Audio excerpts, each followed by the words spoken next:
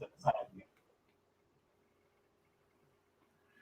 you got 5. Oh, we can do 4 minutes, whatever.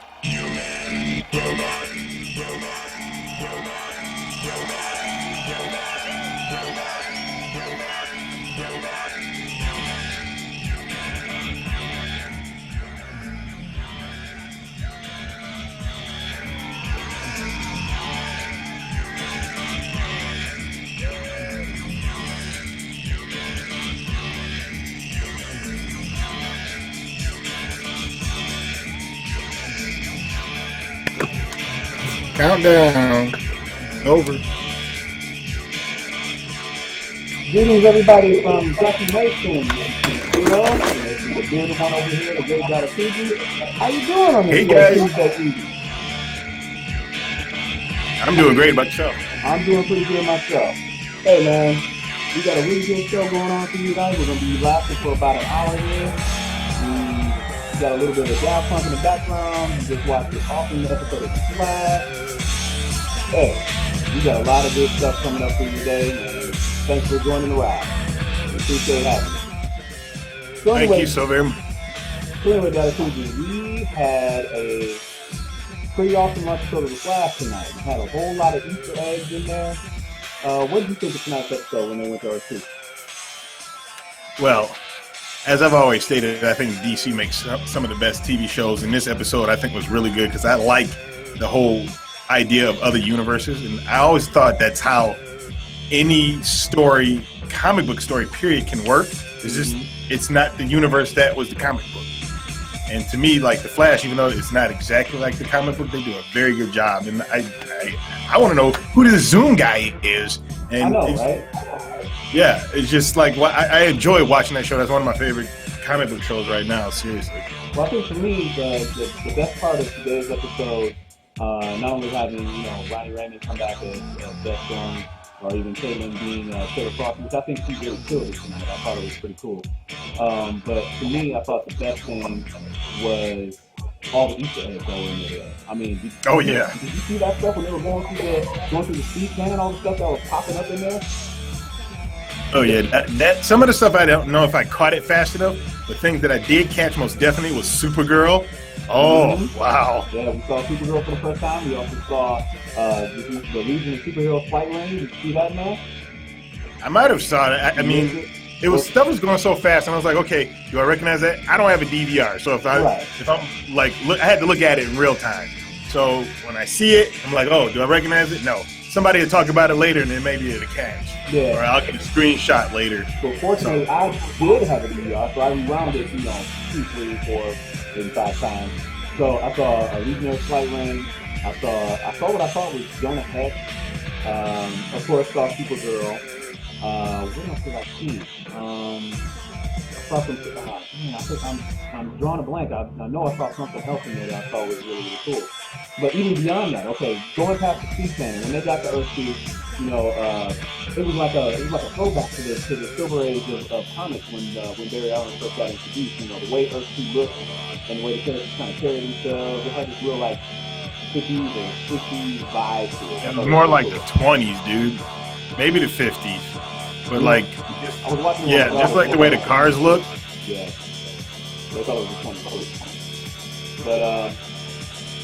But the other thing I saw that was pretty cool was, remember when Iris took Barry's home and he looked at the phone?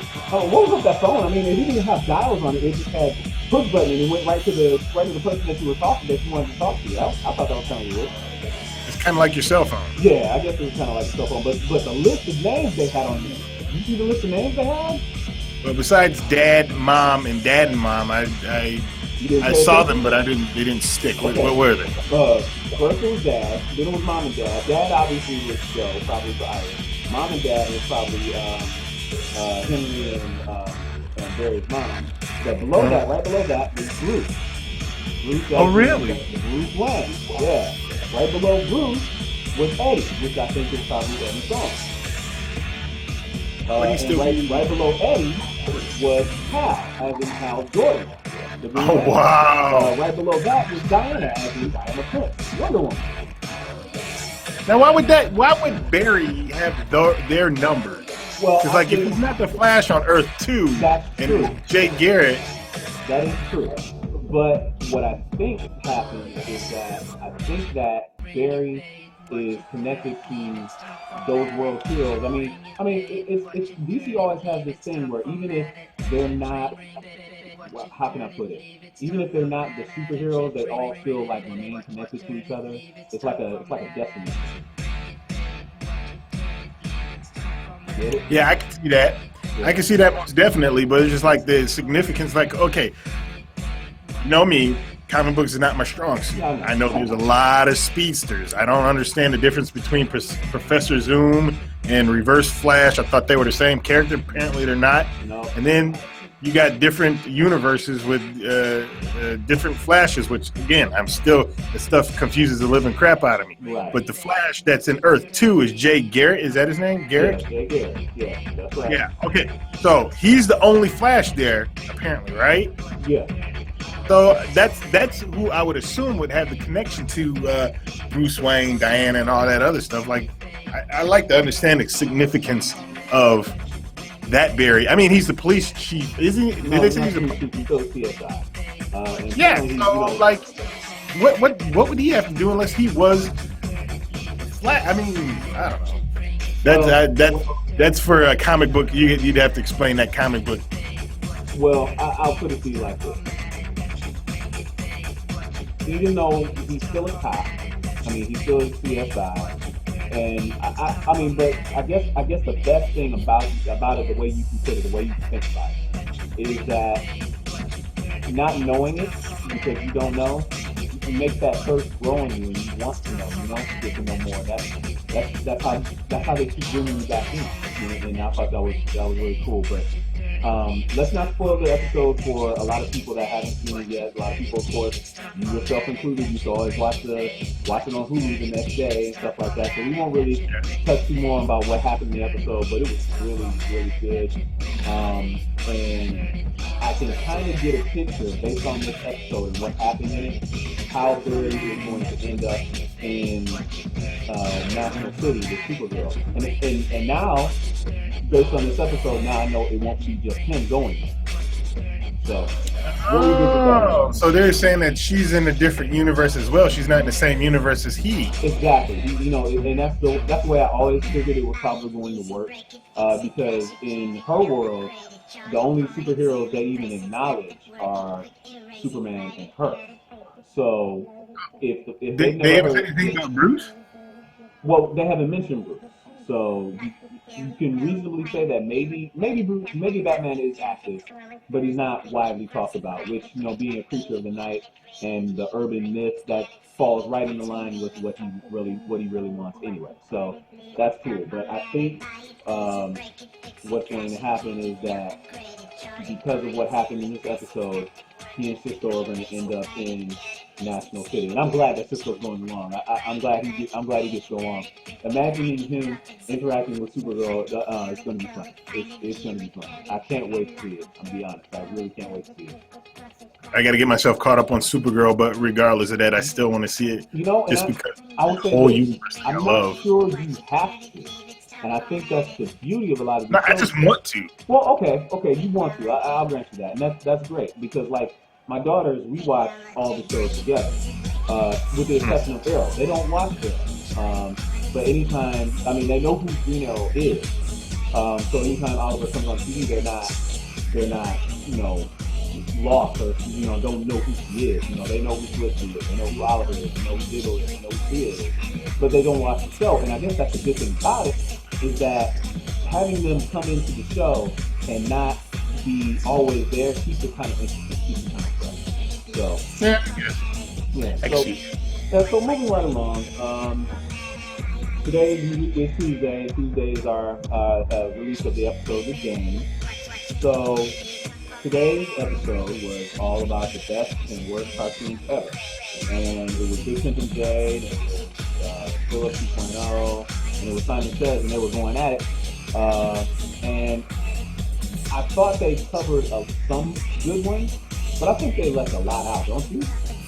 I believe they left a whole lot out. I mean, even going for some of the like the best cartoons, where they were talking about, like, of course they threw out G.I. Joe out there, but they just barely mentioned Transformers, and come on, I mean, you can't barely mention Transformers. That's like me not mentioning Streets of Rage. Well, yeah, and I got on you for not mentioning Streets of Rage. Yes, you're absolutely right about that. But here's where I think. Well, remember when we were conceptualizing that idea? We laid some groundwork down. Number one, we said we were discounting anything associated with Japan or that should be considered anime. So we immediately eliminated Voltron. We immediately eliminated Transverse Z. Some other good shows. We eliminated them right off the jump. So that might have made them stick to more like the Disney shows. I mean, hell, they didn't even mention Batman and they did mention Batman and series, but they didn't dwell on it, and probably they didn't even really need to worry about mentioning Batman and series because everybody knows that it was the top. You know, it was the pinnacle. It's considered a great show. So what would you think? What do you think they left off? As far as like, let's start with the best. Let's start with the best cartoons of all time. What do you think? Come on. They didn't touch hardly any Disney cartoons. DuckTales. Oh yeah. I mean, yeah. Seriously, DuckTales was one of the best ones that come out of the '80s, and it was just, you know, the theme song is so catchy, it's memorable, it's nostalgic. And they just Scrooge McDuck and Huey, Dewey, and Louie, all that stuff, all the adventures that they went on. That right there is one of the cartoons that should have been talked about, should have been like, you know what, this is the best, if not one of the best Disney cartoons. Gargoyles, they didn't talk about gargoyles at all, which is like surprising to me because I know Simon Says and I know Philip like those two shows.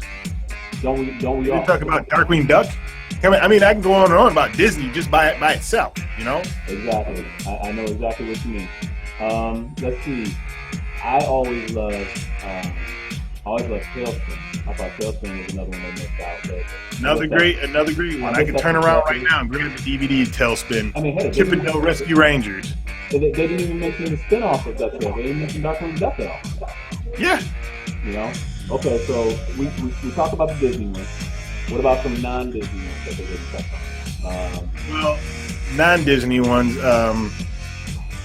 on Saturday mornings, as you know, we watched tons and tons of cartoons. Right. Some of my favorites were, what the heck's the name of that goddamn thing? It's on the top of my head.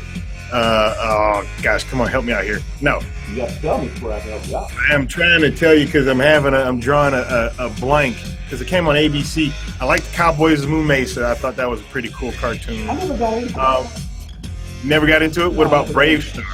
That was another one that I thought that was pretty cool. That was like a weekday show, though. It was like, were you on a weekday? Didn't it come on the weekday? I don't remember.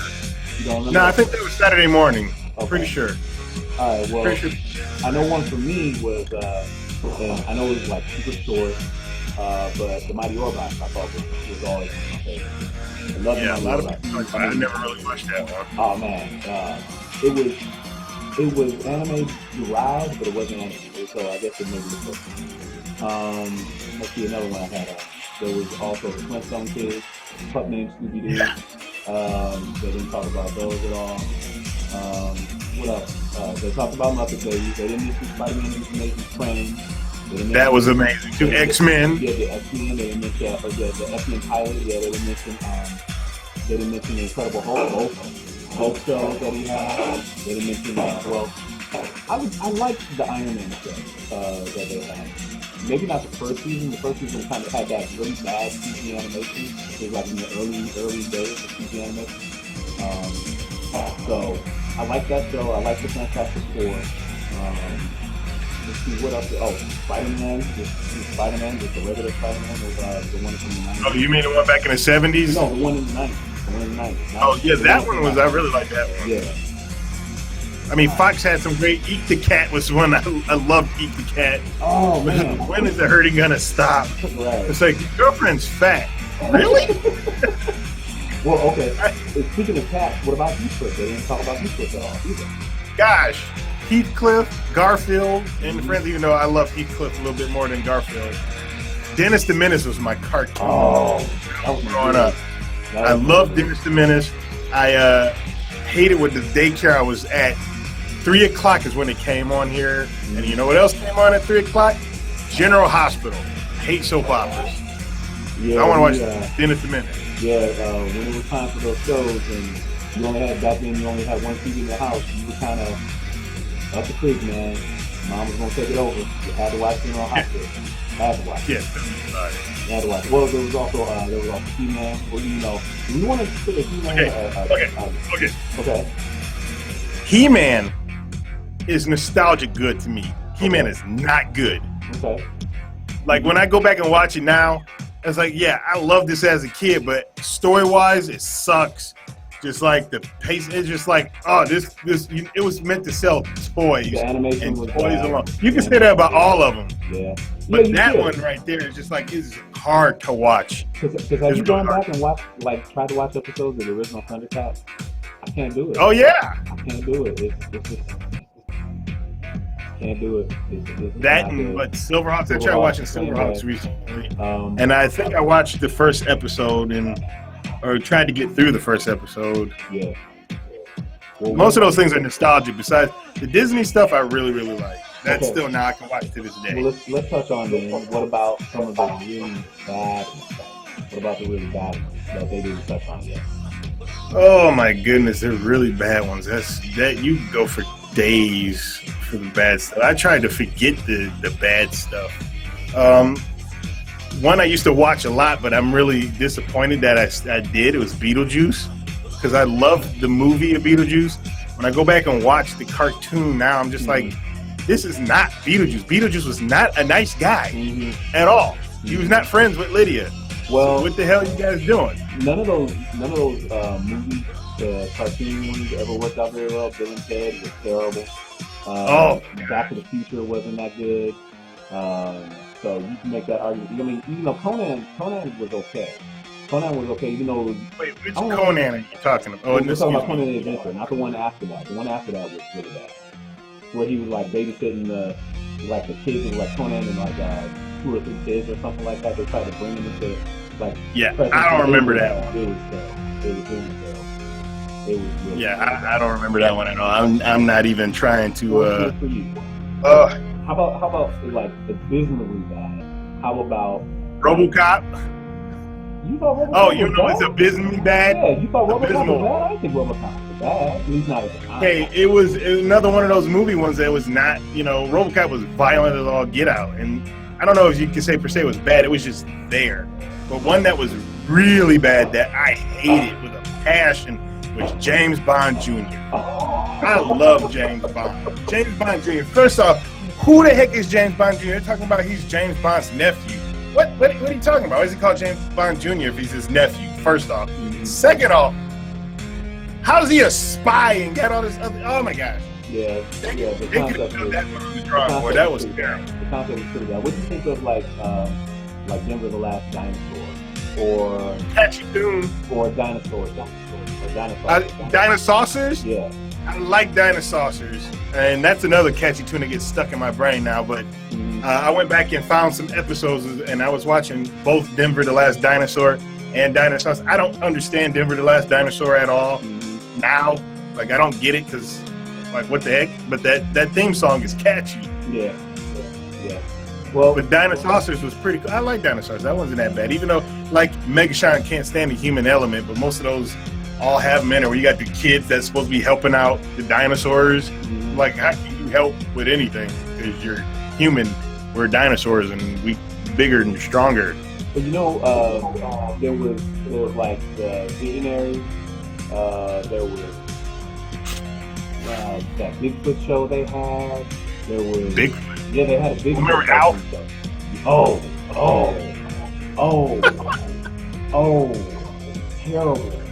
Terrible. Junkie Nation, if you got some time and you find some time, go to Kiss Cartoons, and you'll find a lot of these old shows we're talking about. You'll know exactly what we mean when we say these things are really bad. You almost want to wonder what in the world were they smoking when they came up with these concepts. Oh, dude, they didn't even touch. Remember they talked about Camp Candy. Was it John Candy and Life with Louie? That Roseanne Barr had her own one with Little Rosie. Little Rosie, that's right. I remember that show. Yep. Bruce Willis had one. He did? And I vaguely remember that one. Damon Wayne had. What about Hammer Time? Oh my! There you go. Kid and Play and MC Hammer had some of the most worst, terrible cartoons. Those were super bad. Super bad. Oh man, I think we had enough covering this topic. We could go on for forever, but nostalgia is a heck of a drug, man. That's all I can say. It is, because you think things are super great, and you watch them, and you're like, I used to like this? Yeah, right.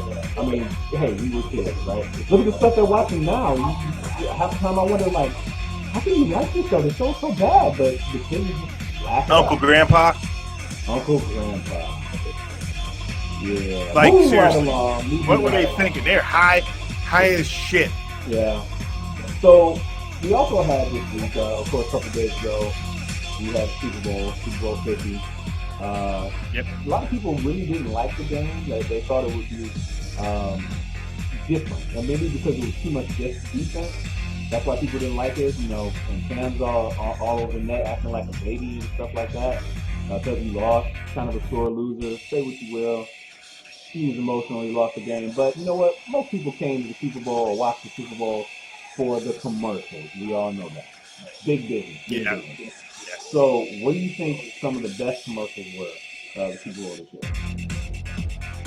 Well, I like the Steven Tyler one, even though it was a little bit like you saw what was coming. I like the ending of that Taco Bell one with just what's his name? White kid George Takei was just laughing like, why is he even here? He's just laughing like that made me laugh because he's laughing. But the overall favorite one was the aliens. The one where they were going through like the museum and they didn't know what the stuff was, and they were like, "Oh, you can feed Scott Bailey if you wanna." Hey, it's like it's part of the package or something like that. What do you think? And I'm just like, what do you think of that Prius commercial that's been kind of making around? The Prius one? Yeah, the bank robbery. I didn't think much of it until I saw stuff on the internet. What was that? I said I didn't think anything of the Prius commercial until I started to see stuff on the internet. Like somebody tweeted out that they didn't get away because of the Prius; they got away because they're white. And I was like, I kind of got that out of that commercial too. I thought it was. I didn't even like put two and two together. I'm just like, this commercial is dumb. I personally don't ever want to buy a Prius because I'm not really too enamored with their design. I think if they had a cooler design and still had the same technology, it'd be cool. But I don't know. I've never been a fan of Prius. They got so many other hybrids out there that just look like normal cars. They're not trying to be futuristic. It's just they got hybrid SUVs, hybrid cars, hybrid this, that. That apartments.com commercial with Lil Wayne where they're singing Jefferson thing. Yeah. What was that? What was that all about? I mean, dude, I don't even know. They was like, here's George and Wheezy. Okay, I can understand them getting Lil Wayne, but why they got to go George Washington? They could have got any other famous George, like George Foreman. That would have made sense. Yeah. Yeah, they could have. Speaking of comedians, Steve Harvey's milking that Miss Universe thing, ain't he? Why not, man? I mean, I like Steve Harvey just because he made a mistake, he manned up to that mistake, and he can make fun of himself because of that mistake. That, to me, shows somebody that's like, you know what? I'm human. Let's move on. If you want to try to put me down for that, you're not going to be able to do it. I'm a comedian. You got to be able to make fun of yourself if you're a comedian. You do. But even better, he's a meme that's all over the internet. I mean, anytime somebody makes some kind of mistake, there's a Steve Harvey meme ready, waiting to go. It's almost like the Jordan Cry thing, out there now. And not only that, he's laughing all the way to the bank, man. The way to the bank. Why not? Because he could turn a mistake into profitability, and he did. Yeah, I mean, they're going to use him in a T-Mobile commercial to say, hey, like Verizon is using data. It's like, I made him another mistake, blah, blah, blah. I'm like, more power to him. Yeah, I think he did a really good job recovering from that Miss Universe snafu. And you can't lose. You really can't lose. I mean, right after that whole snafu, he ended up signing a contract for even more money the next year's show. What? Yeah. To me, I just say, go ahead, Steve, and make that money. You know what I mean? Yeah, make that money. You're absolutely right. Were there any bad ones that stood out? Like ones that Well, for me, oh gosh, that Puppy Monkey Baby Puppy Monkey Day. commercial. Puppy Monkey I hate that thing. It's so stupid. It's not funny. It's not catchy. It's just, It is funny. what can we? Oh, let's make a Puppy Monkey Baby Chimera. If that thing walked into your room right now, you would not be dancing with it. You would not be enjoying it. You kick the, stomp the living crap out of that thing.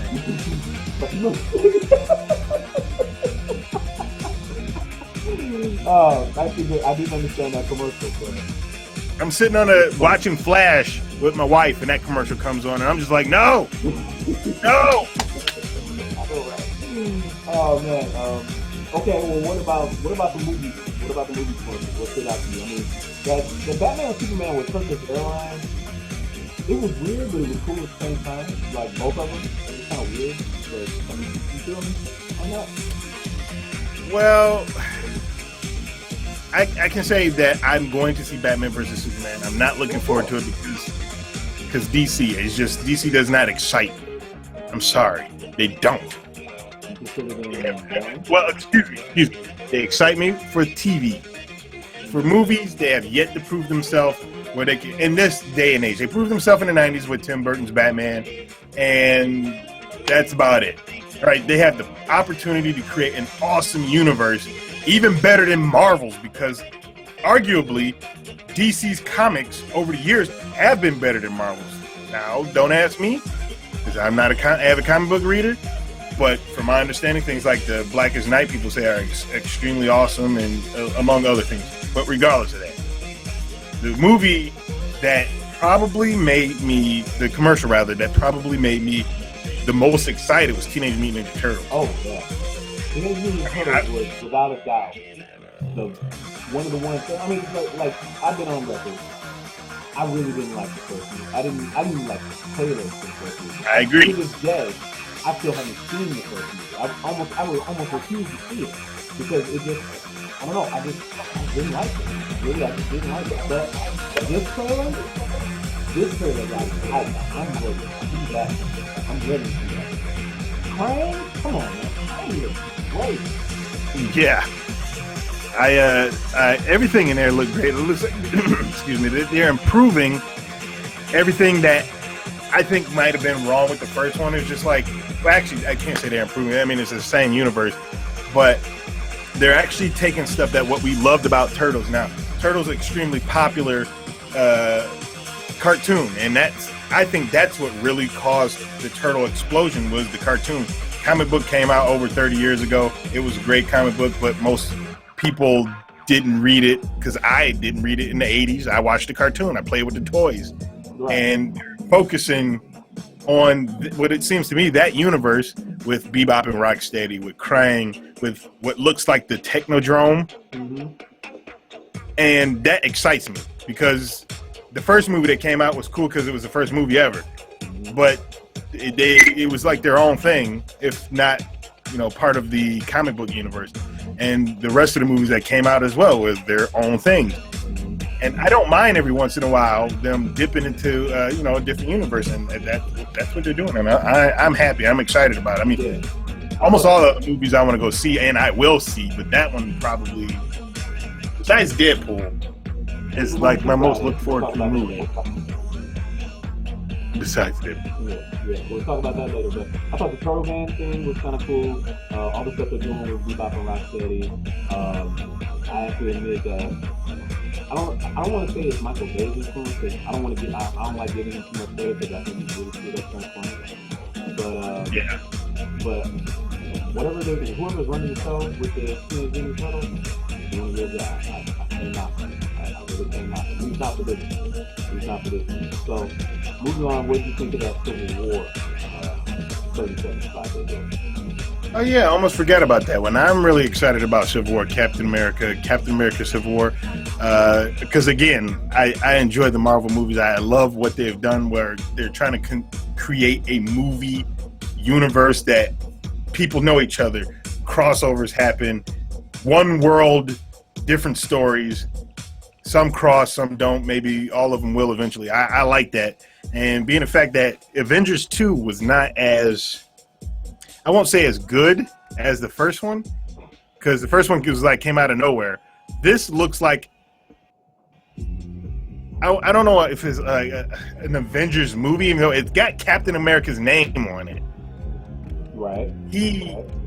It's just so much stuff that's going on, so many questions like, oh, okay, how's the Black Panther going to play into this? You hear Spider-Man's supposed to be in it. They have yet to show Spider-Man. I have a feeling they're going to show him in costume. I'm glad they have it. Because yeah, I'm kind of glad too. The less they show, the bigger the surprise. I mean, that was the knot I had on Batman vs. Superman because they showed Doomsday. I was like, they revealed everything before, you could be really like surprised in the movie theater. I mean, isn't that the whole point? You go to the movie and then you're like, whoa, dude, that really happened.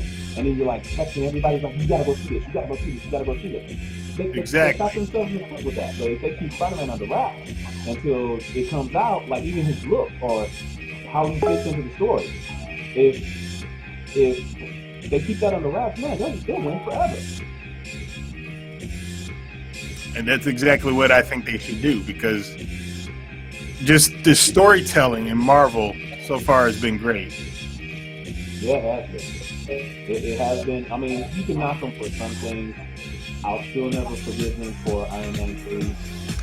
Whatever. The Mandarin, I'm sorry. Again, remember this whole thing, what I said earlier with DC stuff, is that when you have a multi-universe, it doesn't have to stick. Pull out things to make it good, but it doesn't have to follow the exact same rail tracks that the other one did. Because when you do that, you run into problems. I know, but he's Iron Man's arch enemy. You don't do that. You don't turn him into a punchline. That's wrong. Yeah, I mean, because he's not a joke in the comic. Yeah, I can understand. Really not. He's not a joke in the comic, but if you think about it, they just changed his character. Now, the face of the Mandarin was that joke character, but the actual Mandarin was the bad guy that was. What was that character name? Okay. No, he said, "I am the man." He said that at the end of the movie. He didn't really mean that. He's the Mandarin. He didn't really mean that. He's not really the Mandarin. But he said that, so I would say what he was is the alluding Mandarin. to was that he's the brains behind the whole thing. That's what he was trying to say. And He's the brain behind it, but he's the Mandarin. Hear me out. Remember in the short when Trevor went to jail and they had that short, it was attached to which movie was it attached to? Oh, so Guardians of the Galaxy. Yeah. I remember. And the short when Trevor went to jail, remember, and he got busted out because the Ten Rings came and got him and said the real Mandarin would like to see you. Remember that? Yeah. So he wasn't the Mandarin. He was starting, man. He wasn't for real. Well, I mean, it could be debatable. They're trying to make it make sense because nobody liked how they made the Mandarin a joke character, even though that was just, a title to something. We don't know who the real Mandarin is, if there is a real Mandarin, and you just have to go with it that way. I mean, because the mastermind was that guy. He was the mastermind. A lot of people hated Iron Man 3 just because of that, and I could care less. Could care less at all. I could understand hating a movie because Pepper Potts was the one that saved everybody at the end. I can understand people by not liking that, but then people tell me that she has had the Iron Man suit in the comic book. Yeah. So that shouldn't even be an issue either. So I don't know. When it comes to about the action and the story, if it wasn't the movie, if it wasn't for that Mandarin thing, I would think Iron Man 3 was one of the better Marvel movies. But that Mandarin thing stuck in my mouth so hard. It was like, I mean, Megatron even warned me about it before I went to go see the movie. He was like, "Man, did you see Iron Man 3 yet?" And I was like, "No, man." He was like, I'm just gonna tell you, the Mandarin. And I was like, what are you talking about? And then I saw it and I texted him from the theater and I said, I cannot believe they did this.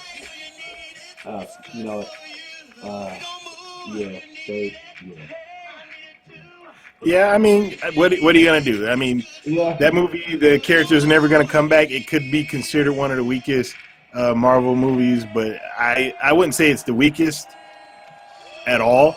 I mean, there's some really, really strong ones and there's some mediocre ones, but I wouldn't say any of them are really bad to say, like it disappoints me. So whatever. Yeah. I can't comment on it because, like I said, as a movie as a whole, I like the movie. It didn't mess it up for me. Yeah, well, I guess we'll have to. Unlike Superman, whatever the hell that last Superman was. That right there is where I felt disappointed. Okay, why? Why did you feel so disappointed with that? Well, mainly the pacing. I did not like that Superman wasn't Superman till almost the end of the film. Mm-hmm. In my honest opinion, they could have kept everything the same, but in the beginning of the movie, after the Kryptonian story, Superman is established as Superman. We didn't have to see how he got established. He's established. And when he's saving people throughout the movie before Zod and his crew shows up, that's where he's having his flashback. He's saving somebody from blah, blah, blah, having a tornado flashback. Saving somebody from, this. He's having his flashback about how he held back his power from a bully. Crap like that. All of it could have been the same. Except for make Superman Superman in the beginning. Zod shows up. People already know Superman exists. And go for it with the movie. I could see that. I need to find myself. He didn't know who he was. That he was. I didn't like that at all. He didn't work at the Daily Planet till the end of the movie. No, he should have been there at the beginning of the movie. And then Superman, Zod shows up, fight, over. But then, could you make the argument that they would be more like the Richard Donner film? Then, because that's what you're describing is exactly how it happened then. But that's basically it could have been like that, but if you're gonna try to remake something, right, you don't have to tell the story 10 million times, and you don't have to have Superman find himself. Could you imagine them doing Batman, and we're sitting through the whole entire movie, and then Batman's trying to find out who he is, and then at the end of the movie he's Batman? Oh yeah, wait a minute, they did that with Christopher Nolan's Batman, didn't they? Right. So no, that's just it dragged on until the last 45 minutes or last hour of the movie. It was a 3-hour movie, and it took 2 hours till Batman or Superman was Superman. So that was my whole thing. It's just they shouldn't have did it like that. I'll say this. For me, I thought that Man of Steel was a good start. I had my problems with it too, but I thought it was a good start. And then they went too tweaks, in my opinion, with their direction right afterwards. So, and there's been many episodes of Game that I've been on that we talked about. It, and we don't need to rehash that here. So we can just move on. So Junkie Nation, we are at the portion where we're rounding the bend. It's getting close to the end of the show.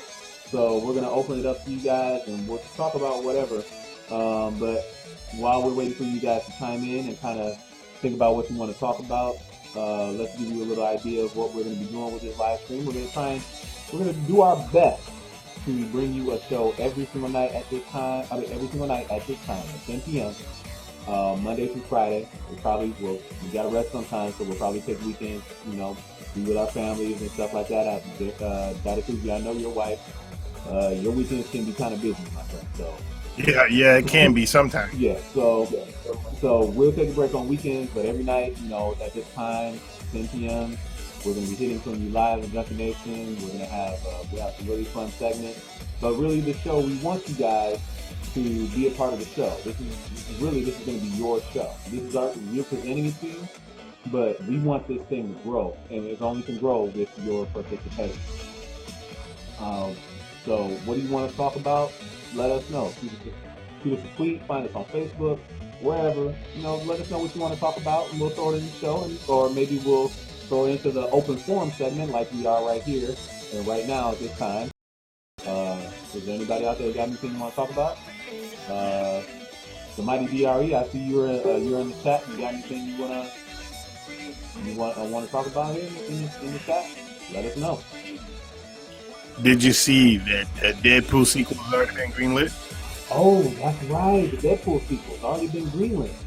And I guess Yeah. that really bodes well. I mean, because man, dude, is Ryan Reynolds killing that thing or not? He is killing it with that role. He's doing a great job. I'm glad that he took it serious. Unlike a lot of actors out there that don't know anything about the character, he actually knows about the character, wants the character to be seen honest, in the light that how he should be seen. Yeah. And this right here might be a turnaround for Fox if you think about it, because he says he wants to do, if they're doing a sequel for Deadpool, it's going to get more Deadpool how he should be. He said that you're going to get maybe a Wolverine versus Deadpool. Now, you're going to get a new Wolverine, unfortunately, which sucks because I love Hugh Jackman as Wolverine. But just with him in charge, you will probably get that rated R Wolverine movie that you have never seen before, where the Wolverine will be able to explode. He'll be able to be who he is. Maybe even an X Factor, comic or movie. I know they've been talking about making a Cable movie and maybe casting Cable for a movie with Fox. Now, you're absolutely right about Deadpool possibly being a turnaround for Fox, because remember how they were so adverse to doing the whole costume thing, and I guess we could blame that on Bryan Singer. He kind of set that direction to where he wanted to divorce it from the comic book and make it real, or whatever that's supposed to mean, or make it realistic, or I'm so tired of this whole let's make it realistic slant. Come on, man, the comic book heroes, they're not real, they're fantasy. So what's the point of trying to stick, a square peg in a round hole? It just doesn't work. Let them be who they are. Let them be what they're supposed to be. And that's what I think is going to work so well with Deadpool, because you see costumes all around. You see, hell, we never got a fully armored Colossus for more than like a sneak peek, and now we're going to get him for a good portion of probably the Deadpool movie.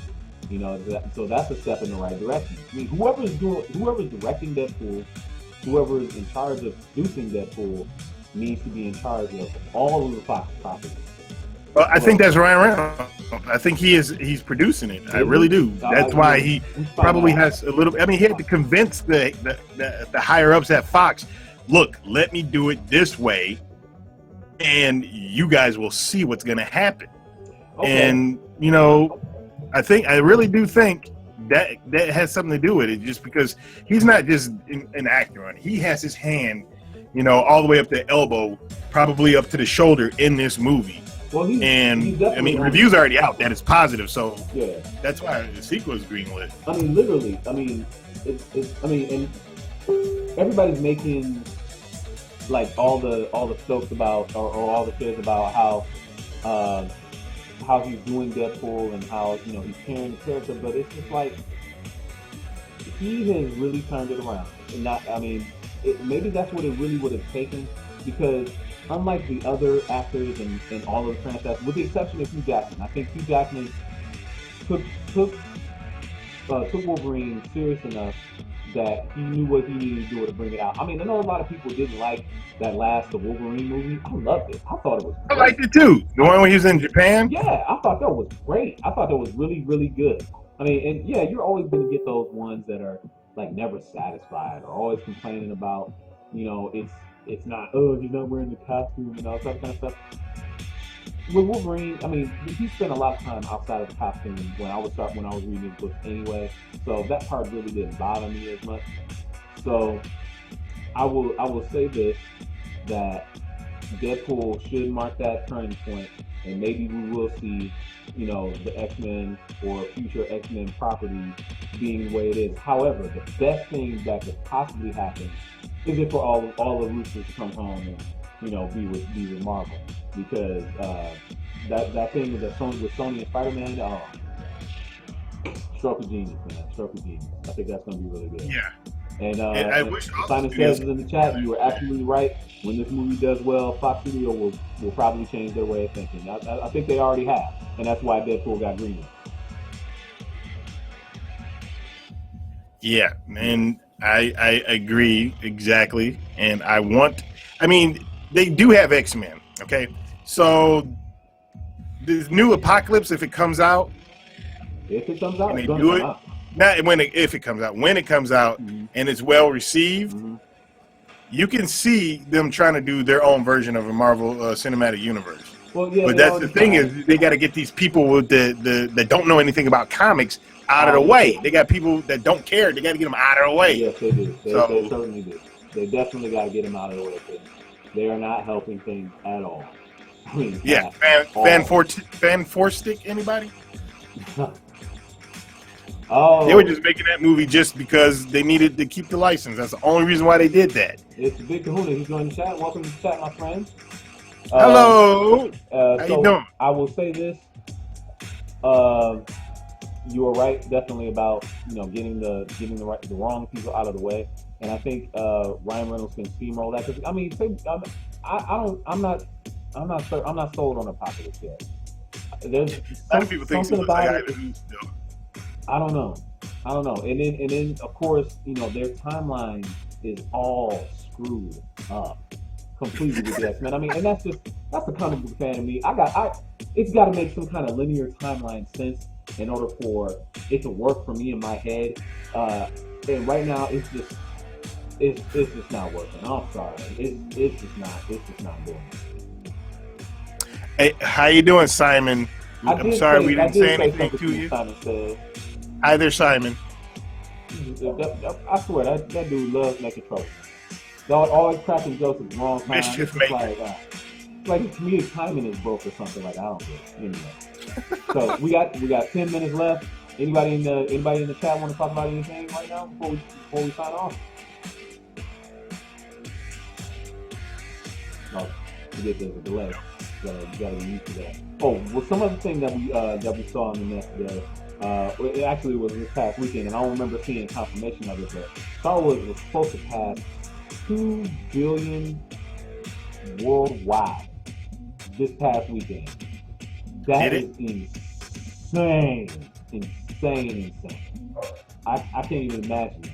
No movie's probably even going to touch that, except for maybe the next Star Wars.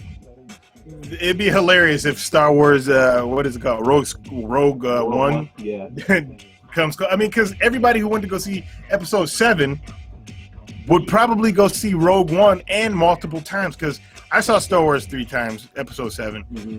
I don't know how many times I'm going to see Rogue One, but if what I hear is true with the violent Darth Vader that they're supposed to have, the Vader that is actual scourge of the galaxy, the one who is like, why, this guy is scary, instead of, the Vader that goes boop to his daughter's nose. No, I'm just joking. He didn't do that.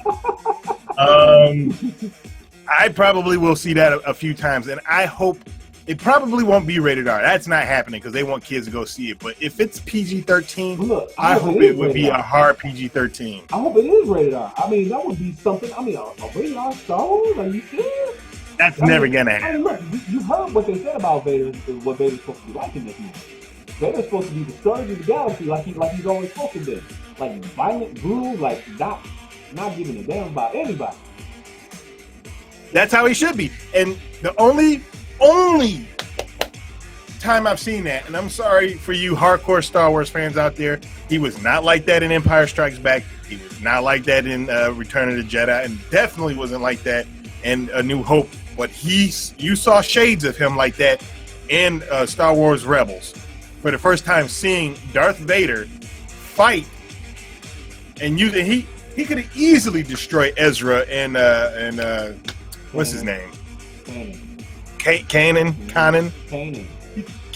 Yeah. He could have easily destroyed him. The writers had to not do that. Yeah. Because you wouldn't have a show anymore. Yeah, that's true. That is true. Rebels is doing fantastic this season.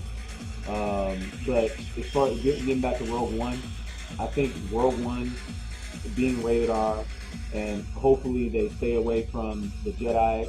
It should just be all humans. It should be like this espionage thriller. It should be, to me, you know me, I consider The Winter Soldier the best Marvel movie they've done so far outside of the Avengers, the first Avengers. I think that Rogue One has potential to be that for Star Wars, to where it was like this political espionage thriller, and it turned the entire franchise on its head because it got people, think in a different way. You know, like everybody says, like if you're not, it's almost like if you're not a Jedi, you're useless. Well, not everybody's a Jedi. So how does stuff get done? You know, without the Jedi being around. I mean, hell, I mean, the rebellion didn't start with Jedi. There was no Jedi's around to start it. So supposedly, right. So, I mean, to me, I think this one might end up being nobody will ever take Empire Strikes Back place in my heart because that was by far the best Star Wars movie I've ever seen.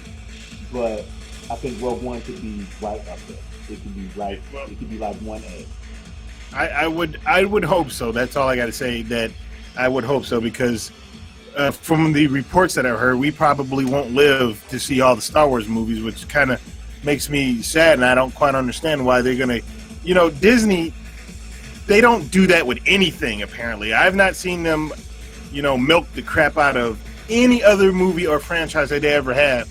But apparently, they're gonna milk the crap out of Star Wars. Well, dude, I mean, where we could be in our 80s and they're still doing Star Wars movies. I agree with that, but I can't say that they haven't milked the crap out of everything. I mean, because look at some of the animated movies that didn't have sequels for forever, like Cinderella. Cinderella got a sequel.